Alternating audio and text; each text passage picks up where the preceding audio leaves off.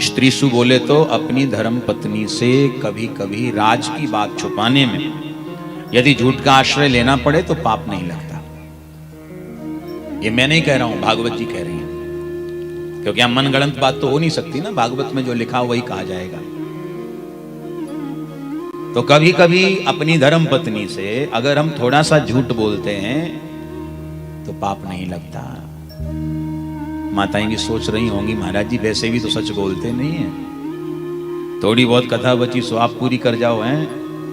अब सुनो ध्यान से, ये कहां झूठ बोले और कब बोले। जैसे आप कोई विशेष राज की बात जानते हैं, आप जानते हैं अगर ये बात हमारे अलावा किसी दूसरे को पता लग गई तो गजब हो जाएगा।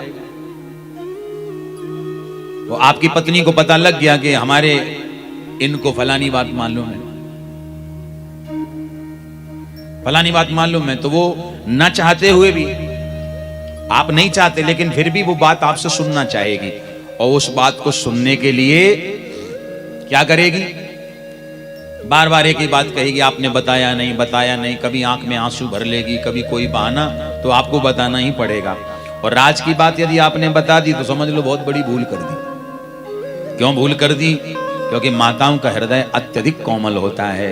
इतना कोमल हृदय है कि अगर कोई राज की बात इनको पता लग जाए तो जब तक पेट के बाहर निकाल नहीं देती तब तक पेट में दर्द होता ही रहता है। बोलो राधे राधे, अब जोर से बोलो। का स्वभाव होता है, कहीं से भी सुन के आएंगी और जैसी कथा में आई तो मौका मिलते ही धीरे से कान में खिसका देती हैं बात। हाँ फलानी बात ऐसे, पूरा मॉडल टाउन जान जाता है कि किसके घर में क्या हुआ है। बड़ी कृपा भगवान की। इसलिए स्त्रीषु आगे लिखते नरम विवाहेच, किसी कन्या के विवाह में, कन्या का विवाह हो रहा है और किसी लड़की के लिए, उस कन्या के लिए आपको लगता है कि झूठ बोलने से इसका हित हो रहा है तो आपको झूठ बोल देना चाहिए, वहां पाप नहीं लगता। बेटी के विवाह में अगर थोड़ा झूठ बोलने से उसके नंबर बढ़ रहे हैं तो आप बढ़ा दीजिए, आपको पाप नहीं लगेगा। नरम विवाहेच। इसके बाद बोले वृत्यर्थे। वृत्यर्थे बोले तो व्यापार में। अब व्यापार हम लोग करते हैं तो स्वाभाविक है थोड़ा सा झूठ का आश्रय लेना ही पड़ता है।